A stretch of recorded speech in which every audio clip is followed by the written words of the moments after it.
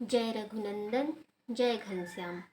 आज मैं आप लोगों के लिए लेके आई हूँ माता पार्वती जी की तपस्या की कथा। तो इस भक्तिमय कथा को आप लोग भक्तिपूर्वक ग्रहण कीजिएगा और हमारे चैनल को अधिक से अधिक सब्सक्राइब कीजिएगा, शेयर कीजिएगा, लाइक कीजिएगा, हमारा उत्साहवर्धन कीजिएगा। मैं नित्य आप लोगों के लिए नई नई सुंदर सुंदर भक्तिमय कथा लेकर आती रहूँगी। जय रघुनंदन, जय घनश्याम। तो आज सुनिए माता पार्वती जी की तपस्या की कथा, जिन्होंने शिव जी को पति रूप में प्राप्त करने के लिए घोर तपस्या किया नारद मुनि जी के कहने पर। तो इसी कथा का आज आनंद लीजिए। जय श्री हरि, जय रघुनंदन, जय घनश्याम।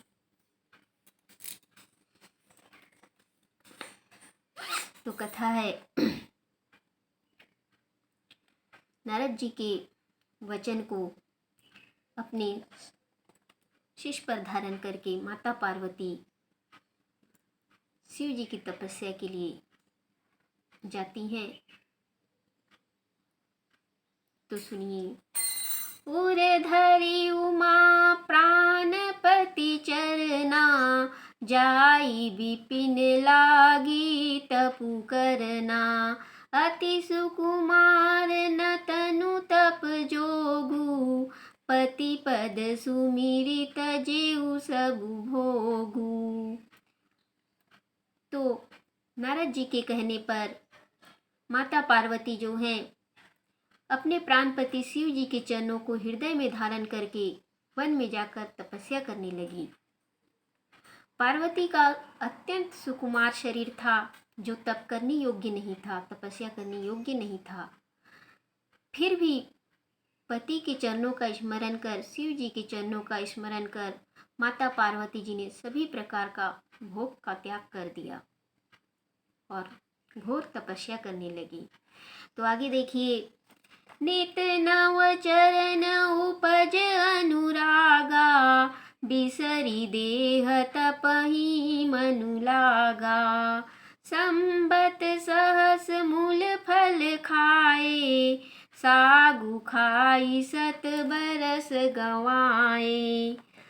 तो इस प्रकार तपस्या करती हुई शिव जी के चरणों में माता पार्वती का नित्य नया स्नेह उत्पन्न होने लगा। उनको अपनी देह की शुद्धि नहीं रही, शरीर का कोई सुबोध नहीं रहा उनको। तप में मन ऐसा लगा कि 1000 वर्ष तक मूल खाए और फिर 100 वर्ष तक सिर्फ साग खाकर बिताए। इतनी घोर तपस्या माता पार्वती शिव जी के लिए करने लगी। कछु दिन भोजनु बारी बतासा, किए कठिन कछु दिन उपवासा। बेल पाती मही परई सुखाई, तिनि सहस संबत सोई खाई। तो इस प्रकार तपस्या करती हुई उन्होंने कुछ दिन भोजन, जल और वायु ही उनका भोजन रहा।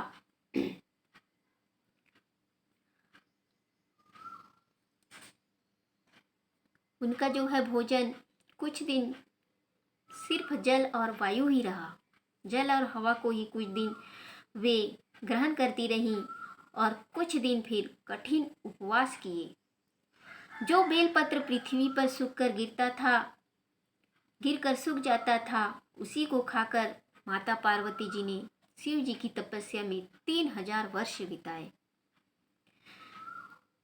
पुनि परिहर सुखाने उपरना, उमहि नामु तब भयउ अपरना।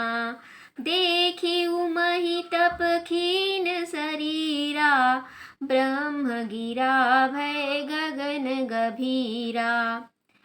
उसके बाद माता पार्वती ने उन सूखे पत्तों को खाना भी छोड़ दिया। तब उनका नाम अपर्णा पड़ा। जब सूखे पत्तों को भी माता पार्वती खाना छोड़ दी, एकदम से उपवास रहने लगी, तब उनका नाम अपर्णा हुआ। तो उमा की देह छीन देखकर आकाश से फिर आकाशवाणी हुई, गंभीर ब्रह्मवाणी हुई। और उस ब्रह्मवाणी ने क्या कहा, सुनिए। भयउ मनोरथ सुफल तव, सुनु गिरिराज कुमारी। परिहरु दुसह कलेश सब, अब मिलहि त्रिपुरारी। तो आकाश से गंभीर ब्रह्मवाणी हुई और माता पार्वती जी से कहे कि हे पार्वती सुनो, तुम्हारा मनोरथ सफल हुआ, तुम्हारी तपस्या पूर्ण हुई। तुम समस्त कठिन तप अब छोड़ दो और तुमको शिव जी अवश्य मिलेंगे।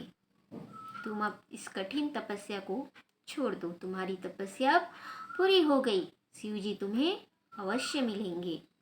तो इस प्रकार ब्रह्मवाणी हुई। तो आगे सुनिए। अस तपु काहू न कीन्ह भवानी, भय अनेक धीर मुनि ज्ञानी। अब उर धरहु ब्रह्म बरवानी, सत्य सदा संतत सुचि जानी। तो कहते हैं, हे भवानी, अनेक पंडित मुनि और ज्ञानी हुए, पर तुम्हारे जैसे तपस्या किसी ने नहीं किया होगा। तुमने शिव जी के लिए इतनी कठोर कठिन तपस्या की। अब श्रेष्ठ ब्रह्मवाणी को सत्य और निरंतर पवित्र जानकर हृदय में धारण करो।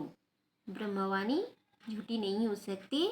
इस ब्रह्मवाणी को तुम सत्य और निरंतर पवित्र जानकर अपने हृदय में धारण करो और अपनी तपस्या का अंत करो।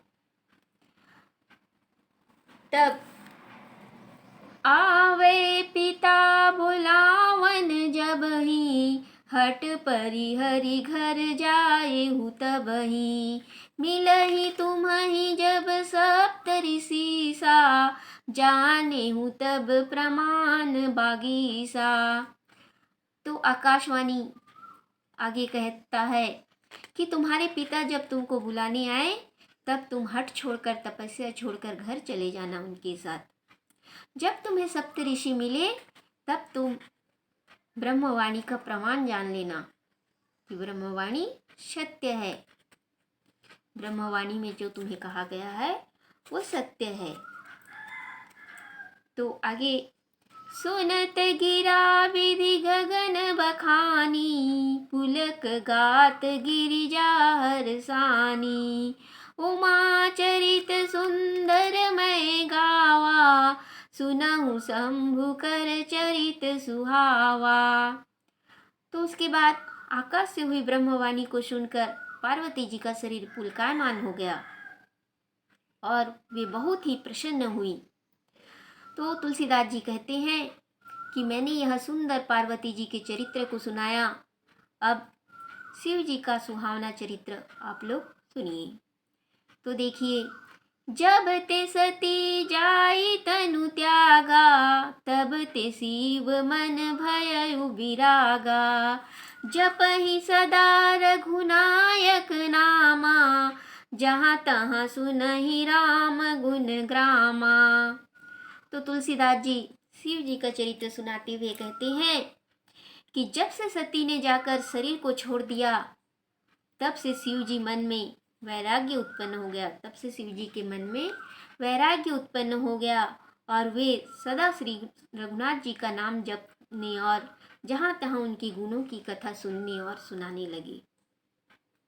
तो आगे, चिदानंद सुख धाम शिव, विगत मोह मद काम। विचरहि मही धरि हृदय हरि, सकल लोक अभिराम। तो चैतन्य आनंद रूप सुख के धाम, मोह मद और काम से रहित शिव जी सब लोगों को आनंद देने वाले हैं। जितने भी लोग हैं सभी लोग को आनंद देने वाले हैं। तो सभी लोगों को आनंद देने वाले भगवान श्री हरि को हृदय में धारण कर पृथ्वी पर विचरने लगे। अर्थात तुलसीदास जी कहते हैं कि चैतन्य आनंद रूप सुख के धाम, मोह मद और काम से रहित शिव जी सब लोगों को आनंद देने वाले जो श्री हरि हैं, भगवान श्री राम जी हैं, उनको हृदय में धारण कर पृथ्वी पर विचरण करने लगे। तो आगे, कतहु मुनि न उपदेश ही ज्ञाना, कतहु राम गुण करहि बखाना, यद्यपि अकाम तदपि भगवाना, भगत विरह दुख दुखित सुजाना। तो वे कहीं शिव जी कहीं मुनियों को ज्ञान का उपदेश देते, कहीं श्री राम जी के गुणों का वर्णन करते थे। यद्यपि सुजान शिव भगवान निष्काम है, तो भी भक्त सती के दुख से वे बहुत ही दुखित हैं। सती ने उनका त्याग कर अपने शरीर का त्याग कर दिया, तो इस सती के दुख से वे बहुत दुखित हैं। यद्यपि वे निष्काम हैं, सुजान हैं। तो इस प्रकार आगे देखिए, यही विधि गयउ कालु बहु बीती, नित नय होई राम पद प्रीति, नेमु प्रेमु शंकर कर देखा, अभिचल हृदय भगति कै रेखा। तो इस प्रकार से बहुत समय बीत गया। श्री रामचंद्र जी के चरणों में उनकी नित्य नई प्रीति होने लगी। जब रामचंद्र जी ने शिव जी का नियम, प्रेम और हृदय में भक्ति की अविचल रेखा को देखा, तब आगे कहते हैं, प्रगटे राम कृतज्ञ कृपाला, रूपशील निधि तेज विशाला, बहु प्रकार शंकर ही सराहा, तुम बिनु अस व्रतु को निर्वाहा। तो शिव जी के मन में अविचल भक्ति प्रीति को देखकर तब भगवान कृतज्ञ और कृपालु, रूप और शील के निधि महान तेजस्वी श्री रामचंद्र जी वहाँ प्रकट हुए और उन्होंने बहुत प्रकार से शिव जी की बड़ाई की और बोले कि आपके बिना ऐसा कठिन प्रण कौन निभा सकता है। अर्थात अपने अर्धांगिनी सती का त्याग कर आपने भक्ति का प्रण को रखा, तो यह कौन कर सकता है आपके बिना, यह किसी के द्वारा संभव नहीं है। इस प्रकार से भगवान श्री रामचंद्र जी ने शिव जी की बहुत ही बड़ाई की। तो आगे, बहुविधि राम शिव ही समुझावा, पार्वती कर जन्म सुनावा, अति पुनीत गिरिजा कै करनी, बिस्तर सहित कृपा निधि बरनी। तो रामचंद्र जी ने बहुत प्रकार से शिव जी को इस प्रकार समझाया और पार्वती जी का जन्म सुनाया कि सती ने पार्वती के रूप में हिमाचल के यहाँ जन्म लिया है। तो कृपा निधि रामचंद्र जी ने पार्वती जी की अति पवित्र करनी विस्तार सहित वर्णन करके शिव जी को सुनाया। तो आगे क्या होता है, अब बिनती मम सुनहु शिव, जौ मो पर निज नेहु, जाई विवाह शैलज ही, यह मोहि मांगे देहु। तो आगे श्री रामचंद्र जी शिव जी से कहते हैं कि हे शिव जी, मुझ पर यदि आपका स्नेह है, भक्ति है, तो मेरी विनती सुनिए, मुझे यह मांगे वरदान दीजिए कि आप पार्वती जी के साथ विवाह कर लेंगे। तो इस प्रकार आगे कथा है, कह शिव यद्यपि उचित अस नाही, नाथ वचन पुनि मेटि न जाही, सिर धरि आय सुकरिय तुम्हारा, परम धर्म यह नाथ हमारा। तो रामचंद्र जी की प्रार्थना सुनकर शिव जी कहते हैं, यद्यपि ऐसा उचित नहीं है, तो भी प्रभु के वचन मिटे नहीं जा सकते। आप मेरे प्रभु हैं, आपके वचन को मैं मिथ्या नहीं कर सकता। तो हे नाथ, आपकी आज्ञा सिर पर रखकर मैं उसका पालन करूँगा। यही मेरा धर्म है कि आपकी आज्ञा का मैं पालन करूँ। तो आगे कहते हैं, मातु पिता गुर प्रभु के बानी, बिनहि विचार करिय शुभ जानी, तुम सब भांति परम हितकारी, आज्ञा सिर पर नाथ तुम्हारी। तो आगे शिव जी कहते हैं श्री रामचंद्र जी से कि माता पिता गुरु और स्वामी के वचन शुभ जानकर बिना विचार किए ही मानना चाहिए। तो आप सब प्रकार से मेरे परम हितैषी हैं, मेरे स्वामी हैं। तो हे नाथ, आपकी आज्ञा मेरे सिर पर है। आप जैसा कह रहे हैं मैं वैसा ही करूँगा। मैं पार्वती जी से विवाह करूँगा और आपकी आज्ञा का पालन करूँगा। तो इस प्रकार से शिव जी भगवान श्री रामचंद्र जी से कहते हैं। तो आगे है प्रभु तो से सुनि शंकर वचना, भक्ति विवेक धर्म जुत रचना। कह प्रभु हर तुम्हारे पन रहेऊ, अब उर राखेऊ जो हम कहेऊ। तो महादेव जी के भक्ति ज्ञान और धर्म से युक्त वचन को सुनकर श्री रामचंद्र जी संतुष्ट हुए। श्री रामचंद्र जी को बहुत ही अच्छा लगा। तब श्री रामचंद्र जी महादेव जी से शिव जी से कहते हैं कि हे शिव, आपका प्रण रहा, आपने प्रण किया और आपका ये प्रण रहा। अब जो हमने कहा है उसे अपने हृदय में रखना।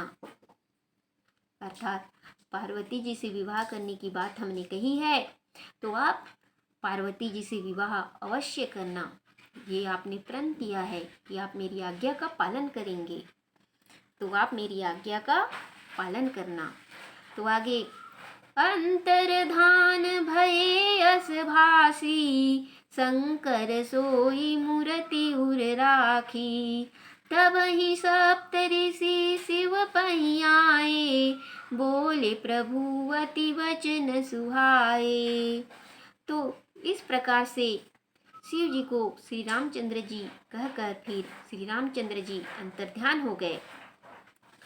शिव जी ने प्रभु का वह मूर्ति हृदय में रख ली। उसी समय फिर सप्तऋषि शिव जी के पास आए और उन्होंने शिव जी से बहुत ही सुहावने वचन बोले। तो क्या वचन बोलते हैं आगे देखिए। पार्वती पहि जाई तुम प्रेम परीक्षा लेहु, गिरि प्रेरी पठेहु भवन दूरी करेहु संदेहु। तो सप्तऋषि जब आए तब सप्तऋषियों से शिव जी ने बहुत ही सुहावने वचन बोले कि हे सप्तऋषि, आप लोग पार्वती जी के पास जाइए और पार्वती जी के पास जाकर आप उनके प्रेम की परीक्षा लीजिए। मेरे प्रति जो उनका प्रेम है, स्नेह है, उसका आप लोग परीक्षा लीजिए और हिमवान को भेजकर फिर पार्वती जी को घर भिजवाइए और उनके संदेह को दूर कीजिए। तब आगे क्या होता है देखिए। ऋषिन्ह गौरी देखी तहाँ कैसी, मूर्ति मंत तपस्या जैसी। बोले मुनि सुनु शैल कुमारी, करहु कवन कारण तपु भारी। तो शिव जी की आज्ञा पाकर फिर सप्तऋषि माता पार्वती के पास जाते हैं और वहां जाकर क्या देखते हैं, पार्वती कैसी दिख रही है, मानो की मूर्तिमान तपस्या हो। इस प्रकार जो है माता पार्वती जी तपस्या में लीन है, जैसे मूर्तिमान तपस्या हो, तपस्या ही मूर्ति के रूप में हो। तब मुनि माता पार्वती जी से बोले कि हे पार्वती, सुनो, तुम किस लिए इतना भारी तप कर रही हो, क्या कारण है, किस लिए तुम इतनी भारी कठिन कठोर तपस्या कर रही हो। तब आगे क्या होता है। के ही अवराधहु का तुम चहु, हम सन सत्य मरमु किन कहु। कहत वचन मनु अति सकुचाई, हंसी हूँ सुनी हमारी जड़ताई। फिर सप्तऋषि कहते हैं कि तुम किसकी आराधना कर रही हो और क्या चाहती हो, हमसे सच्चा भेद कहो, अपने मन की सच्ची सच्ची कामना हमसे कहो, इच्छा हमसे कहो। तब पार्वती जी सप्तऋषियों की वचन सुनकर कहती हैं कि बात कहते बहुत संकोच होता है। हे महर्षियों, बात कहते बहुत संकोच होता है। मेरी मूर्खता सुनकर आप लोग हंसेंगे, इसीलिए मुझे आप लोगों से कहते हुए संकोच होता है। तो आगे क्या होता है देखिए। मनुहट परा न सुनई सिखावा, चहत बारी पर भीति उठावा। नारद कहा सत्य सोई जाना, बिनु पंखन हम चाहि उड़ाना। देखहु मुनि अविवेकु हमारा, चाहिए सदा सब ही भरतारा। तब माता पार्वती आगे कहती हैं कि क्या कहूँ, कहते हुए भी आप लोगों को संकोच होता है। मेरी मूर्खता सुनकर आप लोग हंसेंगे। मन में मेरा हठ पड़ गया है, किसी का उपदेश मुझसे सुना नहीं जाता, किसी का उपदेश मुझे नहीं सुहाता। मैं जैसे जल पर दीवार उठाना चाहती हूँ। तो मैंने नारद जी ने जो कहा उसे सत्य जानकर बिना पंखों की ही उड़ना चाहती हूँ। मैं शिव जी को पति के रूप में पाना चाहती हूँ। हे मुनियों, मेरी मूर्खता तो देखो कि मैं शिव जी को ही अपना पति बनाना चाहती हूँ और उनको पति के रूप में पाने के लिए इतना कठोर तपस्या कर रही हूँ। तो आगे देखिए। सुनत बचन बिहसे ऋषय, गिरि संभव तव देह। नारद करूप देसु सुनी, कहु बसहु कि सुगेह। तब पार्वती जी के वचन को सुनकर सप्तऋषि कहते हैं कि तुम्हारी देह पर्वत से ही उत्पन्न है ना। पर्वत जड़ है, मूर्ख है, और तुम्हारा जो ये देह है पर्वत से ही उत्पन्न है। इसीलिए तुमने नारद का उपदेश सुनकर इतनी घोर तपस्या कर रही हो। कहो तो नारद की तपस्या सुनकर भला किसका घर बसा है? वो तो स्वयं वैरागी है। तो आगे क्या होता है। दक्ष सुतन उपदेश जाई, तिन्ह फिरी भवनु न देखा आई। चित्र के तू कर घरून घाला, कनक कसी पुकर पुनिय सहाला। तो ब्रह्म ऋषि कहते हैं, सप्तऋषि कहते हैं कि नारद जी ने दक्ष की पुत्री को जाकर उपदेश दिया और उन्होंने फिर आकर घर नहीं देखा। दक्ष के यज्ञ में जाकर वहीं अपने देह को योगाग्नि में भस्म कर लिया। चित्रकेतु का घर उन्होंने बिगाड़ दिया और हिरण्यकश्यपु का भी ऐसा ही हाल उन्होंने किया। तो इस प्रकार जो है सप्तऋषि माता भवानी को समझाते हैं। नारद सिख जे सुन सुनहि नर नारी, अवसि मोहि तजि भवनु भिखारी। मन कपटी तन सज्जन चीन्हा, आपु सरिस सबहि चह कीन्हा। तो आगे सप्तऋषि माता पार्वती जी से कहते हैं कि नारद जी की सिख जो स्त्री पुरुष सुनते हैं वे अवश्य ही घर छोड़कर भिखारी हो जाते हैं। नारद जी इतने कपट करने वाले हैं कि सबको ऐसे उपदेश देते हैं, ऐसा उपदेश देते हैं कि सब नर नारी जो भी उनकी उपदेश को सुनते हैं वही अपना घर बार छोड़कर भिखारी बन जाते हैं। तो उनका मन कपटी और शरीर सज्जनों सा दिख पड़ता है। वे मन से कपटी है और शरीर से सज्जन दिखाई पड़ते हैं। वह अपने ही समान सबको बनाना चाहते। उनका तो न घर है, न बार है, न कुछ, तो वे अपने ही जैसे सभी को बनाना चाहते हैं। इस प्रकार से सप्तऋषि माता पार्वती जी की परीक्षा ले रहे हैं। तो आगे देखिए। तेहि के वचन मानी विश्वासा, तुम चाहो पति सहज उदासा। निर्गुण नीलज कुबेश कपाली, अकुल गेह दिगंबर ब्याली। तो उस नारद मुनि के वचन को सुनकर उनके वचनों पर विश्वास कर तुम ऐसा पति चाहती हो जो स्वभाव से ही उदासीन है, गुणहीन है, निर्लज्ज है, बुरे वेश वाला है, मुंड मालाधारी है, कुलहीन है, नंगा है, सांपों का गहना धारण करने वाले हैं। तुम नारद जी की बात कुछ मानकर ऐसा पति के लिए इतनी कठोर तपस्या कर रही हो। तो आगे कहते हैं, कहु कवन सुख अस बरु पाए, भल भूली हूँ ठग के बौराए। पंच कहे शिव सती विवाही, पुनि अवडेरी मराए निताई। तो कहो, ऐसा वर को पाने के लिए तुम इतनी कठोर तपस्या कर रही हो, भला ऐसा वर पाने से तुम्हें कौन सा सुख मिलेगा? कौन सा सुख होगा तुम्हें? उसका ना घर है, ना द्वार है, उदासीन है, गुणहीन है, निर्लज्ज है, बुरे वेश वाला है। ऐसे वर को पाकर तुम्हें कौन सा सुख मिलेगा? ठग के बहकाने से, अर्थात नारद मुनि जैसे ठग के बहकाने से तुम भली भांति भूल गई हो, भूली हुई हो, और शिव जी को पति के रूप में प्राप्त करना चाहती हो। पंचों के कहने से शिव जी ने सती से ब्याह किया था और बाद में उसको भी मरवा डाला, क्योंकि वो बैरागी है, उदासीन है। वो पत्नी का मोल क्या जाने। पंचों के कहने से उसने सती से विवाह किया और फिर सती को मरवा डाला। तो उस शिव जी के लिए तुम तपस्या कर रही हो, वो भी इतनी कठोर। अब सुख सोवत सोचु नहीं, भिक मागी भव खाही। सहज एकाकिन के भवन, कबहु किनारी खटाही। तो आगे सप्तऋषि माता पार्वती जी से कहते हैं कि अब शिव जी सुख से सोते हैं। सती को मरवाकर पंचों के कहने पर सती से विवाह तो किया और करने के बाद फिर सती को मरवा डाला, और अब सती को मरवा कर वे सुख से सोते हैं। कुछ सोच नहीं है उनको, कुछ चिंता नहीं है, कुछ फिक्र नहीं है। भीख मांगते हैं और खाते हैं। तो ऐसे एकाकी स्वभाव वाले के घर क्या कभी स्त्रियां निभी है, कभी स्त्रियां रह सकी है?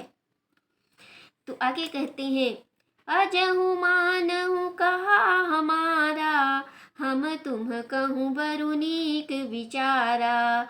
अति सुंदर सुचि सुखद सुशीला, गाँव वही वेद जासु जस लीला। तो अब तुम, हे पार्वती, अब तुम हमारा कहना मानो। हमने तुम्हारे लिए एक बहुत ही अच्छा वर ढूंढा है, एक बहुत ही अच्छा वर हमने तुम्हारे लिए विचार किया है। वह बहुत ही सुंदर है, पवित्र है, सुखदायक है, सुशील है, और जिसकी लीला वेद भी गाते हैं, जिसकी यश वेद भी गाते हैं। तो ऐसे पति का, ऐसे वर का हमने तुम्हारे लिए विचार किया है। दूषण रहित सकल गुण राशि, श्रीपति पुर बैकुंठ निवासी। असबरु तुम्हि मिलाऊ बानी, सुनत बिहसी कह वचन भवानी। सब दोषों से रहित, सब गुणों के समूह श्रीपति भगवान जो बैकुंठपुर के रहने वाले हैं, तो ऐसा वर लाकर तुम्हें हम दिला देंगे। तुम ये कठोर तपस्या छोड़ो, शिव जी को पति के रूप में पाने की बात भूल जाओ, क्योंकि शिव जी से तुम्हें कोई सुख नहीं मिलेगा। हम तुम्हारे लिए सब दोषों से रहित, सब गुणों के समूह श्रीपति भगवान वैकुंठ धाम के वासी को लाकर तुम्हें दिलवा देंगे। तो यह सुनकर पार्वती हंसकर फिर वचन बोली। तो क्या वचन बोलती है माता पार्वती, सुनिए। सत्य कहे हो गिरि भव तनु एहा, हट न छूट छूटे बरु देहा। कनकऊ पुनि पशानति होई, जा रे हूँ सहजु न परिहर सोई। तब माता पार्वती जी सप्तऋषियों की वचन को सुनकर कहती है कि हे सप्तऋषियों, आपने सत्य ही कहा है कि यह देह पर्वत से ही उत्पन्न है, जड़ है, मूर्ख है, इसका हट नहीं छूटेगा। क्योंकि पर्वत एक स्थान पर अडिग रहता है, चाहे भूकंप आए, बाढ़ आए या तूफान आए। तो मैं भी अपने वचन पर अडिग हूँ, अपनी तपस्या पर अडिग हूँ। मेरा देह पर्वत से ही उत्पन्न है, इसका हट नहीं छूटेगा। मैंने शिव जी को पति के रूप में पाने की ठान ली है, तो शिव जी को ही पति के रूप में प्राप्त करके छोड़ूंगी। चाहे यह देह छूट जाए, पर मेरा प्रण नहीं छूटेगा। तो सोना भी तो पत्थर से ही प्रकट होता है, वह तपाने से भी अपना स्वभाव नहीं छोड़ता। सोना भी पत्थर से उत्पन्न होता है, लेकिन उसको तपाने पर भी वह अपना स्वभाव नहीं छोड़ता। उसी प्रकार मैं भी अपना प्रण नहीं छोड़ूंगी, मैं शिव जी के लिए ही तपस्या करूंगी। तो आगे क्या होता है देखिए। नारद बचन मैं परिहरऊं, बसऊ भवन उजरऊ नहीं डरऊं। गुर के बचन प्रतीति न जेहि, सपने सुगम न सुख सिधि तेहि। तो नारद माता पार्वती जी आगे कहती हैं सप्तऋषियों से कि नारद जी के वचनों को मैं नहीं छोड़ूंगी, चाहे मेरा यह देह छूट जाए तपस्या करते करते, चाहे मेरा घर बसे अथवा मेरा घर उजड़े, इससे मुझे कोई डर नहीं है। मैं इस बात से नहीं डरती। नारद जी मेरे गुरु समान हैं, और गुरु के वचनों पर जिसको विश्वास नहीं होता उसको सपने में भी कहीं सुख नहीं मिलता, कहीं सिद्धि नहीं मिलती। तो आगे, महादेव अवगुण भवन, विष्णु सकल गुण धाम। जेहि कर मनोरम जाहि सन, तेहि तेहि सन काम। तो शिव जी अवगुणों के घर और विष्णु जी सब गुणों के खान हैं। यह सही है, पर जिसका मन जिसमें रमे, जिसके मन को जो अच्छा लगे, उसके लिए वही भगवान है, वही गुणों के धाम है। उसको तो उसी से काम है। मेरा मन तो शिव जी के लिए हार चुका है, अब मुझे शिव जी से ही काम है। चाहे विष्णु जी सब गुणों के स्थान हो, मुझे उससे कोई प्रयोजन नहीं। मैं तो शिव जी को ही पति के रूप में पाने का प्रण ठान लिया है, और मैं शिव जी को ही पति के रूप में प्राप्त करके रहूंगी। उन्हीं के लिए मैं तपस्या करूंगी। तो आगे, जाओ तुम मिलते हो प्रथम मुनीसा, सुनती हूँ सिख तुम्हारी धरी सीसा। अब मैं जन्म संभोहित हारा, को गुण दूषण करे विचारा। हे मुनीश्वरों, जो आप पहले ही मुझसे मिलते, अर्थात नारद जी से पहले यदि आप मुझसे मिलते तो आपकी सीख सिर पर धारण करके मैं आप जैसा कहती वही मैं करती। अब तो मैं अपना जन्म शिव जी के लिए हार चुकी हूँ। अब गुण दोष का विचार कौन करे? मैं तो उनके लिए अपना सब कुछ हार चुकी हूँ। अब चाहे वे गुणी हो चाहे दोषी हो, वे ही मेरे सब कुछ हैं। उन्हीं के चरणों में मेरी प्रीति रहेगी, मैं उन्हीं को प्राप्त करना चाहूँगी। जो तुम्हारे हट हृदय विशेषी, रही न जाई बिन किए बरेसी। तो कौतुकी अनाल सुनाही, बर कन्या अनेक जग माही। तो आगे माता भवानी सप्त ऋषियों से कहती हैं कि जो आपके मन में बहुत हट हो कि आप किसी का किसी से विवाह करवा के ही छोड़ेंगे, तो वह ठहराए बिना रहा ही नहीं जाता आपको, तो जगत में वर कन्या बहुत है, आप वहाँ जाकर अपनी प्रयत्न सफल कीजिए। तो आप लोगों के जैसे कौतुकी पुरुष को आलस्य तो नहीं होता, तो आप कहीं और जाके वर कन्या का मिलान कीजिए, विवाह करवाइए। जन्म कोटि लगी रगर हमारी, बरऊँ शंभु न तरहूँ कुआरी। तजऊ न नारद कर उपदेशु, आपु कहीं सत बार महेशु। तो आगे माता भवानी कहती हैं कि करोड़ों जन्म तक मेरा यही हठ है कि मैं शिव जी को ही पति बनाऊंगी। शिव जी के सिवा मैं किसी के बारे में नहीं सोचूंगी। मैं उन्हीं को पति बनाऊंगी, उन्हीं का वरण करूंगी, उन्हीं से मैं विवाह करूंगी, नहीं तो कुंवारी ही रहूंगी, कुंवारी ही रहूंगी। शिव जी को यदि पति रूप में प्राप्त नहीं कर सकूंगी तो कुंवारी ही रहूंगी, लेकिन नारद जी का उपदेश मैं नहीं छोड़ूंगी, चाहे शिव जी स्वयं ही आकर मुझसे बार बार कहें, 100 बार कहें, लेकिन मैं नारद जी के वचन को नहीं छोड़ूंगी और अपना हट नहीं छोड़ूंगी। मैं पापरं कहई जगदम्बा, तुम गृह गवनहु भयउ विलम्बा। देखि प्रेम बोले मुनि ज्ञानी, जय जय जगदम्बिके भवानी। फिर माता पार्वती जी कहती है, मैं आप लोगों की पैरों पड़ती हूँ, आप घर जाइए। यहाँ आए आप यहाँ आए बहुत देर हो गई। ज्ञानी मुनिगण ऐसा प्रेम देखकर फिर बोले कि हे जगत की माता भवानी, आपकी जय हो, आपकी जय हो।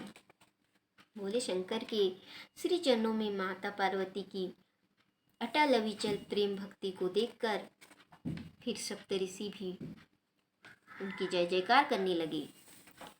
तुम माया भगवान शिव, सकल जगत पितु मातु, नाई चरण सिर मुनि चले, पुनि पुनि हर्षत गातु। तो सप्तऋषि कहते हैं आगे माता भवानी से कि आप माया हैं और शिव जी भगवान हैं, आप दोनों जगत के माता पिता हैं। तो इस प्रकार से कहकर मुनि फिर चरणों में, माता पार्वती जी के चरणों में मस्तक नवाकर, सिर नवाकर, बार बार प्रसन्न होकर वहां से फिर चले। जाई मुनि नहिमवंतु पठाए, करि विनती गिरजहि गृह लाए। बहुरी सप्तऋषि शिव पहि जाई, कथा उमा के सकल सुनाई। फिर मुनि माता भवानी के पास से जाकर हिमवंत को भेजा और फिर हिमवंत विनती करके पार्वती जी को घर लेकर आए। फिर सप्तऋषियों ने शिव जी के पास जाकर माता पार्वती जी की सब कथा कहकर सुनाई कि उन्होंने माता पार्वती जी से क्या क्या कहा और माता पार्वती जी ने उत्तर में क्या क्या दिया। भय मगन शिव सुनत सनेहा, हरसि सप्तऋषि गवने गेहा। मनु थिर करी तब शंभु सुजाना, लगे करन रघुनायक ध्याना। तो सप्त ऋषियों के मुख से पार्वती जी का प्रेम सुनकर शिव जी बहुत ही आनंदित होते हैं, आनंद में मगन हो जाते हैं और सप्त ऋषि फिर वो प्रसन्न होकर अपने स्थान को चले जाते हैं। तब सुजान शिव जी मन को स्थिर करते हैं और श्री रघुनाथ जी का, अपने इष्ट देव, अपने आराध्य श्री रामचंद्र जी का ध्यान करने लगते हैं। तारकु असुर भयउ तेहि काला, भुज प्रताप बल तेज विशाला। तेहि सब लोक लोकपति जीते, भय देव सुख संपत्ति रीते। अजर अमर सो जीति न जाई, हारे सुर करि विविध लड़ाई। तब विरंच सन जाई पुकारे, देखे विधि सब देव दुखारे। तो उसी समय जो है तारक नाम का एक दैत्य हुआ। उसकी भुजाओं का प्रताप, बल और तेज बहुत ही भारी था। उसने सब लोक और लोकपालों को जीत लिया। सब देवता सुख और संपत्ति से हीन हो गए, सब दुखी रहने लगे। वह तारकासुर जो है अजर अमर था, अतः किसी से जीता भी नहीं जा सकता था। देवता लोग उससे अनेक प्रकार युद्ध करके हार गए।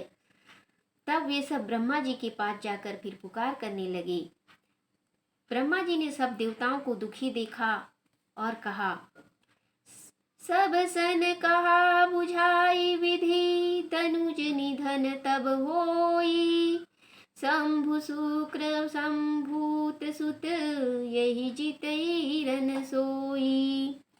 तो फिर सभी देवताओं को ब्रह्मा जी ने समझा कर कहा कि इस दैत्य का मरण तब होगा जब शिव जी के वीर्य से पुत्र उत्पन्न होगा, तो वही इसको रण में जीतेगा। तो आगे क्या होता है देखिए।